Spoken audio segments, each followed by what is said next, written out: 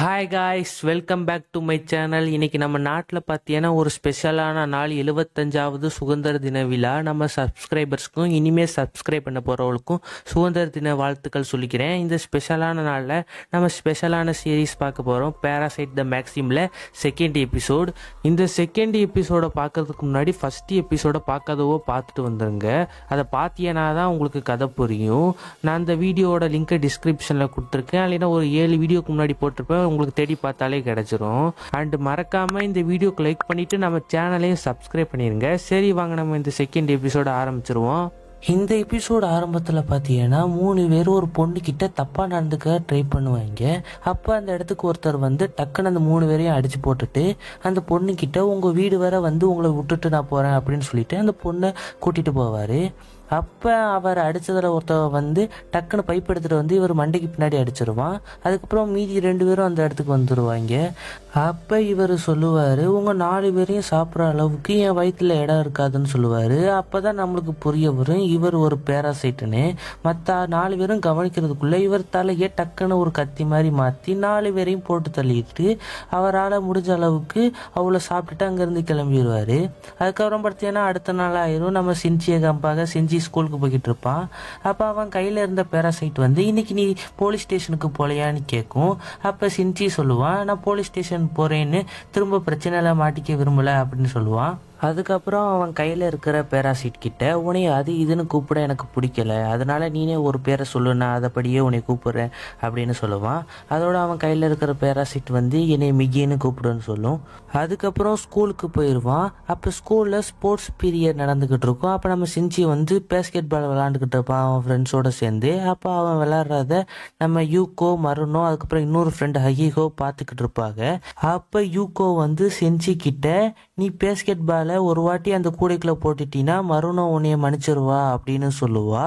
அப்போ நம்ம சின்சி வந்து அந்த பேஸ்கெட் பாலை அந்த கூடைக்குள்ள போட ட்ரை பண்ணுவான். ஆனால் அவனோட ஃப்ரெண்டு நகாய் வந்து போட விட மாட்டான்.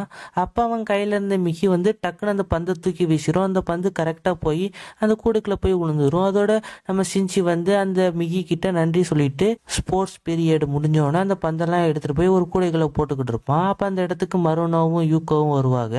அப்போ நம்ம யூகோ வந்து மருனோ கிட்ட, அவங்கிட்ட நீ போய் மன்னிச்சிட்டேன்னு சொல்லிடுன்னு சொல்லிட்டு அங்கேருந்து கிளம்பிடுவா நம்ம யூகோ. அப்போ நம்ம சின்சி டக்குன்னு மருனோ கிட்ட போய் என்னைய மன்னிச்சிரு, என் கை தெரியாம தான் உன் மேலே பட்டுச்சு, நான் வேணுக்குன்னு பண்ணல, என்னைய மன்னிச்சிருன்னு கெஞ்சிக்கிட்டு இருப்பான்.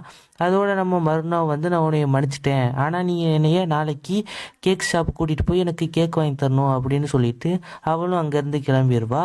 அப்போ அந்த இடத்துக்கு நம்ம சின்சியோட ஃப்ரெண்டு நகாய் வருவான். அப்போ அவன் வந்து சின்சி கிட்ட என் கூட வான்னு சொல்லிட்டு அவனை தனியாக ஸ்கூலுக்கு வெளியே கூட்டிகிட்டு போவான். அப்போ நகாய் வந்து சின்சி கிட்ட, நீ மருனோவை லவ் பண்ணுறியான்னு கேட்பான். அப்போ சின்சி வந்து ஆமான்னு சொல்லுவான். அப்போ நகாய் வந்து, நான் மிடில் ஸ்கூல் படிக்கிறதுல இருந்து ஒன் சைடாக மருனோவை லவ் பண்ணிக்கிட்டு இருக்கேன், அதனால நீ அவளை விட்டுட்டு போயிரு அப்படின்னு சொல்லுவான். அப்போ நம்ம சின்சி வந்து முடியாதுன்னு சொல்லுவான். அதோட நகாய் வந்து கோவப்பட்டுக்கிட்டு நம்ம சின்சியை அடிக்க ஆரம்பிச்சிருவான். ஆனால் நம்ம சின்சி வந்து அவன் கையில் உள்ள மிகி வந்து நம்ம நகாயை கொன்றக்கூடாதுன்னு சொல்லிட்டு அதை கண்ட்ரோல் பண்ணிக்கிட்டு இருப்பான், எதுவும் பண்ண விடாம.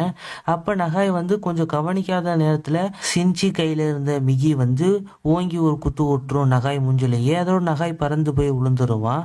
அப்போ நம்ம சின்சி வந்து நகாயை நீ கொண்டுட்டியான்னு கேட்பான் மிகி கிட்ட. அப்போ மிகி வந்து அவனை எதுவும் பண்ணலை, லைட்டாக தான் அடித்தேன் அப்படின்னு சொல்லும்.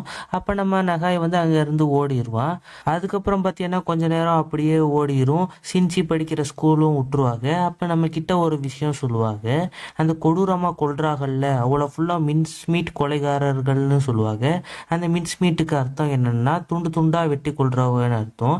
அப்போ நம்ம யூகோ பார்த்தீங்கன்னா சின்சி கிட்ட அந்த மின்ஸ்மீட் கொலைகாரர்களை பற்றி பேசிக்கிட்டு இருப்பா. அப்போ நம்ம சின்சி வந்து யூகோ கிட்ட, உங்கள் அண்ணன் ஒரு டிடெக்டிவ் தானே, இந்த கொலைகாரர்களை பற்றி ஏதாச்சும் சொன்னாங்களான்னு கேட்பான். அப்போ நம்ம யூகோ சொல்லுவா, எங்கள் அண்ணன் அதை பற்றி வாயை திறந்தாலே அதை பற்றி பேச விட மாட்டேங்கிறாங்க அப்படின்னு சொல்லுவா. அதுக்கப்புறம் நம்ம சின்சி வந்து வீட்டுக்கு போயிட்டு அந்த கொலையை பற்றி வந்திருக்க நியூஸை ஃபுல்லாக வாசிக்கிட்டு இருப்பான். அப்போ நம்ம சின்சி சொல்லுவான், இந்த பேராசைட்ஸ்லாம் கொடூரமான மான்ஸ்டர்ஸு, இது ஏற்கனவே நிறையா மனுஷங்களை கொன்றுச்சு, இன்னும் நிறையா மனுஷங்களை கொல்ல போகுது, நம்ம ஏதாவது பண்ணி இதை தடுக்கணும் அப்படின்னு சொல்லுவான். அப்போ மிகி வந்து நீ என்ன பண்ண போகிறேன்னு கேட்கும். அப்போ சின்சி சொல்லுவான், உன்னை பற்றி வெளியே சொல்ல போகிறேன், அதோட நிறையா சயின்டிஸ்ட் வந்து உன்னை ரிசர்ச் பண்ணி மற்ற பேராசைட்ஸ் எல்லாம் எப்படி கொள்றதுன்னு உன்னைய வச்சு கண்டுபிடிப்பாங்க அப்படின்னு சொல்லுவான். அப்போ மிக்கி சொல்லும், நாங்கள் வந்து உயிர் வாழ்கிறதுக்கு தான் மனுஷங்களெல்லாம் கொண்டுக்கிட்டு இருக்கோம். ஆனால் மனுஷங்க நீங்கள் எங்களோட மோசமான கொடூரமான மான்ஸ்டர்ஸ். நீங்கள் உங்கள் சுயநலத்துக்காண்டி நிறைய விலங்குகளையும் பறவைகளையும் மனுஷங்களையும் கொண்டுக்கிட்டு இருக்கீங்க. உங்களால் பல விலங்குகளோட இனமும் பறவைகளோட இனமும் அழிஞ்சு போயிருக்கு. அது மட்டும் இல்லாமல் என் இனத்தில் உள்ளவங்க சாவறதை பற்றியும் மனுஷங்க சாவறதை பற்றியும் எனக்கு கொஞ்சம் கூட கவலை இல்லை. என்னை பொறுத்த வரைக்கும் நான் உயிரோடு இருக்கணும், அது போதும். இதுக்கு மேலே என்னை வச்சு ரிசர்ச் பண்ணுறதை பற்றி யோசிச்சின்னா உன் கண்ணு ரெண்டையும் நோண்டி உன் கண்ணை குருடாக்கிடுவேன், உன் காதை செவிடாக்கிடுவேன் அப்படின்னு சொல்லும். அப்போ நம்ம செஞ்சு வந்து வீட்டுக்குள்ளேயே இருந்தோம்னா இந்த மாதிரி தான் யோசிக்க தோணும். சரி கொஞ்ச நேரம் வெளியே போய் சுற்றிட்டு வருவோம்னு சொல்லிட்டு வெளியே போய் சுற்றிக்கிட்டு இருப்பான். அப்போ மிக்கி வந்து சின்சிக்கிட்ட உன்னை நோக்கி ஒரு பேராசைட் வந்துக்கிட்டு இருக்கு, அதனால வேகமாக இந்த இடத்த விட்டு கிளம்புன்னு சொல்லும். அதோட சின்சி அங்கேருந்து கிளம்புவான். அப்போ மிக்கி வந்து என்ன பண்ணிக்கிட்டு இருக்க, வேகமாக இந்த இடத்துலேருந்து ஓடு, அலைனா அது நம்மளை பிடிச்சிரும் அப்படின்னு சொல்லும். அப்போ நம்ம சின்சி வந்து நான் அதை பார்க்க ஆசைப்பட்றேன்னு சொல்லுவான். அப்போ மிக்கி சொல்லும், நீ அதை பார்க்க ஆசைப்பட்டீங்கன்னா அது உன்னை கொன்றும் அப்படின்னு சொல்லும். அப்போ சின்சி சொல்லுவான், அதான் என்னை காப்பாற்ற நீ இருக்கல அப்படின்னு சொல்லிட்டு ஆள் நடமாட்டம் இல்லாத இடத்துக்கு போவான். அப்போ மிக்கி வந்து செஞ்சுக்கிட்டே எதுக்கு இப்படிலாம் பண்ணுறேன்னு கேட்கும். அப்போ சின்சி சொல்லுவான், அதை இப்படியே விட்டோம்னா நிறைய மனுஷங்களை கொன்றும், நான் அந்த மனுஷங்களை காப்பாற்ற ஆசைப்படுறேன், அதனால அவனை சாகடிக்க நீனும் எனக்கு உதவி பண்ணு மிக்கி அப்படின்னு சொல்லுவான்.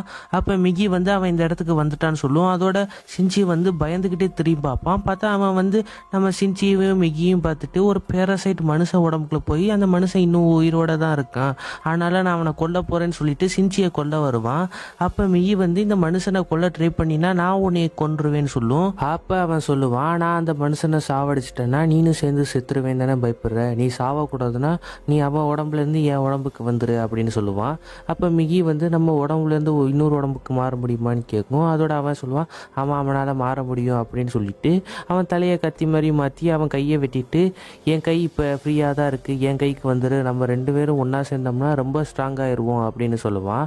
அப்போ நம்ம சின்சி வந்து மிக்கி அவளை கொன்றுமோன்னு பயத்தோடையே பார்த்துக்கிட்டு இருப்பான். ஆனால் மிக்கி ரொம்ப நேரம் அமைதியாகவே இருக்கும். அப்போ அவன் வந்து நீ ரொம்ப நேரம் டைம் எடுக்கிறேன்னு சொல்லிட்டு நான் சின்சியை கொல்ல போறேன்னு சொல்லிட்டு கொல்ல போவான்.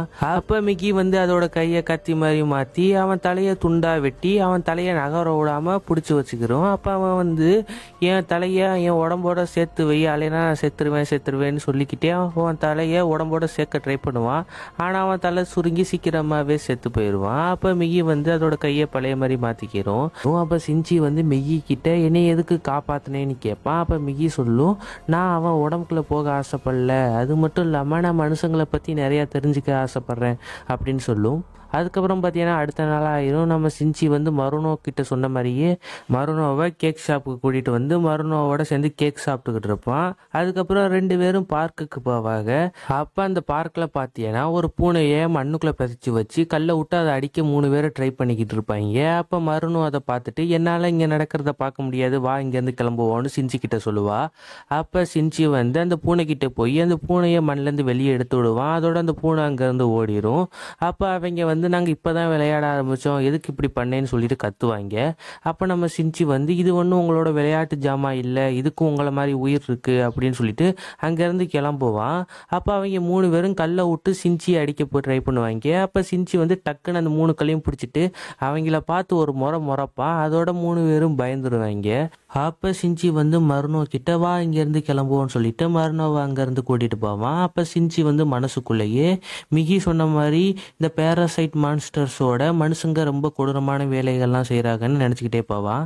அதுக்கப்புறம் பார்த்தீங்கன்னா நைட் ஆயிரும். அப்போ நம்ம இந்த எபிசோடு ஆரம்பிக்கும் போது ஒரு பேராசைட்டை பார்த்துருப்போம்ல, அந்த பேராசைட்டையும் அதுக்கப்புறம் ஒரு பொண்ணு உடம்புக்குள்ளே இருக்கிற பேராசைட்டையும் காமிப்பாங்க. அதோட பார்த்தீங்கன்னா அந்த எபிசோடை முடிச்சிடுறாங்க. அடுத்து என்ன நடக்க போகுதுன்னு நம்ம அடுத்த எபிசோடில் பார்ப்போம். இந்த வீடியோ உங்களுக்கு பிடிச்சிருந்துச்சுன்னா மறக்காமல் இந்த வீடியோக்கு லைக் பண்ணிவிட்டு நம்ம சேனலையும் சப்ஸ்கிரைப் பண்ணிடுங்க.